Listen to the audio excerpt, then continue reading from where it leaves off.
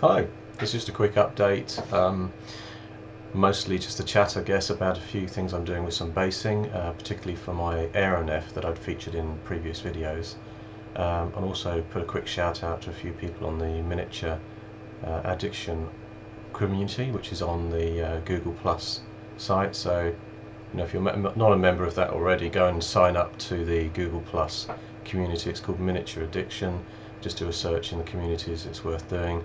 I think Google Plus has been doing really well in terms of gaining ground for miniature type communities, because you can share videos, images and just about anything on there really easily. In fact, it's, from my perspective as a technical person that's been in IT for 25 years, I actually really like some of the features where you can drag and drop images, you can put multiple images in very well, and it just has the edge on the way Facebook does it. Obviously Twitter's a great community still as well, just because it's more interactive, but Google Plus is doing well. You just have to look out for the spammers, because there's quite a lot of people that are happy to join every single miniature type community on there and then just hit you with something they've been doing. It could be actually relevant, but then they'll hit about 50 communities with it, and that's a bit broadcast for my liking. I prefer sort of the community type thing you get on Twitter, where you put something up and you know just your followers and friends are going to be looking at it. You're not hitting the entire, well, you are broadcasting on Twitter as well to everybody that wants to look, but it's less in your face than it is in Google Plus. Anyway, it's still worth using. Have a look at the miniature addiction community. There's a lot of people with diverse interests, and we put anything on there like new Kickstarters and Indiegogo projects that we're taking interest in as well. So what's been going on there this week? I'll have a look on there actually and just mention a few people. Steve Tyler has signed up, and he's put some fantastic artwork as well as details on some of his 3D designs. I think he did some work for Critical Mass Games and a few other people where he's done the actual 3D designs that have gone in to make 15mm models. So it's great to have him in the community. Thank you for joining up, Steve. Also we've got Manfred Booning, sorry if I'm pronouncing that wrong, I think it's a German name. He's been putting a lot of Battletech models on there, and they're great to see, because it's been years since I've seen people really enthusiastic about Battletech and painting sort of full companies of mechs up. It's really nice to have a look at those. I think the Jade Falcon that he's done, he's put some really nice well, bird-like, falcon-like imagery on the front of the mechs, which looks great. So that's that. What I'm going to do now is show you some other details of some bits and pieces I'm doing, which means I'm going to need to zoom in on the camera, which I'm changing a focus. I'm suddenly going to go very blurred looking now as I do this. So here we go. Right. So just recently I've been working on these, which are my Aeronef models, and again now if I organise that light a bit better, there we go. That's the carrier, and from a miniatures company called Brigade Miniatures in the UK, and they have a fantastic range of Aeronef. They have it for every faction imaginable, anything from Brazil, Italy, Spain. So the usual theme is they'll do a carrier and a couple of sort of battleship sizes, and then cruisers, and then go down to a sort of smaller size as well. This is from obviously the Japanese, you can see the symbols on there. Obviously I've done some videos on these before, and this one is just really more about the bases. These are from a company called Corsec. So you get a clear perspex base. They provide different size lengths of this sort of rod, which I don't think it's aluminium actually, but it's some sort of composite metal, because it's obviously magnetic. They have some magnets that you can attach to the top, and I think this is actually magnetic as well. Well, it's not magnetic in itself, but it's a metal that can be attached to a magnet. And the bases themselves, if you have a look underneath, you have a section that you glue onto the vehicle, whatever it happens to be, whether it's a 15mm, 6mm, or this sort of fleet scale, and then the magnetised section that goes onto the stem. Now you could do that in reverse. I mean, it's really up to you, because you could put the magnet on the bottom of the vehicle At the moment I've just got the metal piece on the bottom there, as you can see, and I'll show you those separately. Can you see that? Yes, that's the metal chunk that screws onto the bottom. I'll show you that in progress. So here we go, up into the camera. You can see that's the stem, and it has a screw-in section with a thread on it to go into the perspex base, and also one for the top. So there it goes. In fact, here I am actually screwing on the one that doesn't have the magnet on. These are the ones I glued onto the bottom. So you could put the magnet onto the bottom of the vehicles, which means actually for transport you can clip them into things or clip them into a metal case, and then put them onto these stems when you get to play the game. So I'll show you putting the actual magnetised side on. So here we go. So you can see that actually the rod itself is attracted to the magnet, but when you screw that in, very nicely engineered, because it has that you know, the chap at Corsec Engineering has thought about the need for that rubber O-ring to go in there to make sure that you get a nice tight firm fit, and you don't need to screw it on too hard. I mean, it is only a miniature model of a small lightweight size.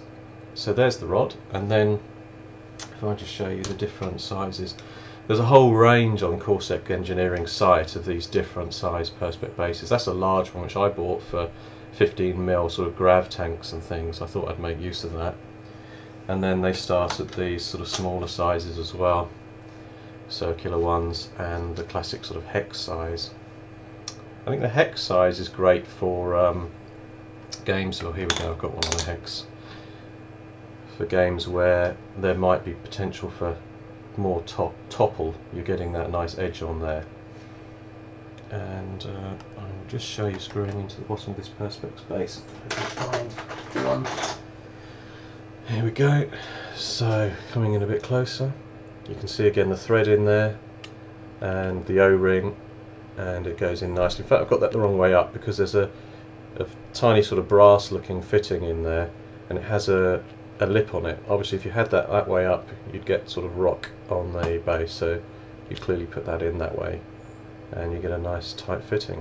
So there's the complete base, and of course because it's so flexible you could easily upgrade to the larger size. The reason this looks blue, by the way, is because I haven't taken the it is clear, I haven't taken the sort of protective plastic cover off, which you can do with your nails, and you can just trim that off and then you get the clear perspex underneath. It's like a protective coat. So once you have it like that, you get your miniature, this little Aeronef one, and you can see I've glued on the connector piece, and then here we go. Oh, I'm missing it. So it's clipped together, you get the one full vehicle. Now the interesting stuff that they do, which I'll show you here, is the extended aerial rods as well. Now what I did is I ordered this size, which I don't know what size that is, probably 40mm, maybe 50mm size perspex hex, and what I found is when I put the very big ships on the top of there, this is a small one obviously, I got a lot more sort of rock like that, which is potentially very hazardous, because you're going to see those fall over, and your preciously painted Aeronef model will fall on the floor somewhere and just fall to pieces. So what I would recommend is that if you were going to use the aerial type connectors, that you get a bigger hex at the bottom. Now I had some over here, this larger size, which I bought from, actually no, I traded those with my friend Jonathan Rogers, but they're from another company in the US, and they don't obviously have the connectors in, but Corsec do them with the brass fitting in of a larger size, and that's going to topple a lot less when you have one of these heavier models, like sort of the main, ooh, that's almost fallen off, like this main sort of battleship size. So there you go, that's the Corsec Engineering. I've gone reasonably close into them there. Sorry about the lighting, it's not brilliant. but that's nice and steady. I'm shaking. I almost dropped it off there as I was bringing it up to the camera, but it will stay on there very nicely, and you could actually turn this upside down. I won't do it on the camera for fear of damage though. So yeah, they look fantastic when they're all together on the bases. What else have they got here? They've got the small fighter bases as well. Now, some people will put the fighters onto little metal stems and glue them into that base rather than gluing them directly to that Perspex flight base. I'm actually quite happy like that. I think it represents a flight unit, and that could work for a sci-fi or this sort of classic Aeronef Martian sort of lighter than air ship battles. So they look great on there. I painted these little aircraft, by the way, separately from the Perspex, and I glued them on afterwards. So they're looking nice. And again, you can do anything you like with these, because I could actually switch that off there and put it onto a larger, longer one of these stems, or actually that's the same length stem I've got there, but there's a few smaller ones here too. So it's really up to you to decide what size you use. Now, in case you hadn't realised, with these Corsec bases, because you may say to yourself, oh, I've looked at the website and they're outrageously expensive, but actually the benefit you get is that whatever you're playing, you can switch over to it. So you may have invested in this beautiful Corsec base with the Perspex, a huge pack of the various different connectors they do, because they sell them all separately, and then feel that you're a bit hard done by the expense. But the benefit, of course, is this base is then reusable for any game system you're playing. So I could switch over. I don't have them on the proper Corsec bases, but here I am. That's not actually gluing going on very well because it's a magnet on there, but I've put a sci-fi model on there. This is from Xandris 5, and that's obviously outrageously wrong because I've not got the right magnet on the bottom. But if I just switch that over for one of the Corsec connectors, I could put any fleet on here, so I would just reuse them for full thrust, any kind of sci-fi gaming, and you've got the set for life really. Any other new game system that comes out where you might need these bases, you can put the different connectors on and go for it. Now, I did also buy, and I don't think I'm going to actually use them, but I'll show you them anyway, these much larger magnet pieces that they do. You can see if you compare it to the normal sized one, you get a much bigger bottom piece. I'll screw that on so you can see that going on here. Again, it has the same sort of threaded screw on the bottom. It neatly goes onto that rubber O-ring on there. You can see that's a much larger connector than the small one. I think from Corsec's perspective, they've built these for people that do the sort of 1/144th scale flight type games where you might have a heavier metal die cast model on the top of there. I'm not going to need that for my sort of fleet scale stuff, but I might use it for 15mm grav tanks. That would give you a much better bite if you had the connector underneath on there. So that's the lot. I'll tell you what I'll do here is I will lift the camera just to give you a view down on those vehicles. Actually, I'm giving the top of the aerial there. I'll manoeuvre the camera off. Apologies for all the junk in the around my desk. And so here we go. Oh, and a pot of glue too. You can see here, bring some better light down onto them. Slightly better light. So you can see now, if I'm trying to hold that steady, my fleet together, my Japanese starter fleet. I had the starter fleet, but I did actually add a couple of extra bits and pieces on there. If I get that aerial one there, I'll lift up this big guy as well. So there I can give you that example of why I probably need bigger Perspex hexes on the bottom of the larger models, because you get that top on. The higher up you go, I don't know what mathematical situation is happening there, but definitely as that weight increases and goes higher, you get far more topple. So I know my friend Jonathan Rogers has combated that by putting things like very heavy metal bolts on perspex bases, and obviously having a larger perspex base as well is required. I think if I used these ones as well, obviously that would be a lot more steady given the size of that perspex piece. So there we go, and you can see some of the other things I was working on earlier in the week, including these little 6mm Epic models. There you're getting a nice close-up. You can see I did windows on the top of those various little areas on the Aeronef models, on the basis that obviously they're going through the air. They may want to observe things through the top of those glass panels. And that's the same theme I put on that battleship there and on the carrier model.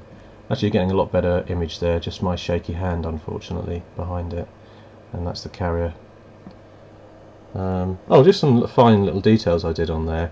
I wanted to paint the funnels white at the top, but then I actually did some of this weathering on there as well to make it look like the funnels had come out and stained the various white panels on there. Okay, so I'll just go back to these guys that I did video on earlier in the week, and actually I'll do something with this camera pod so that it's not moving around, because that is terrible when you get the shaky old camera. So the last thing I did with these in the last video was adding the blue for Panzer Grey filter, which is a very fine filter. So rather than an ink or a wash, it goes on a lot finer and almost like gives you a filter to see through to the paint below. And the result is that it's actually brought that Panzer Grey up to a more bluish tone, and I think if you were a real World War II expert, you'd be rather sort of bluish tone that it's brought to it. And you can see again on this, as I mentioned in the earlier videos, if you go and look at them, that I used the life colour range of Panzer Grey contrast and desaturation set. So in case you hadn't seen those videos, it comes with the 3 tones.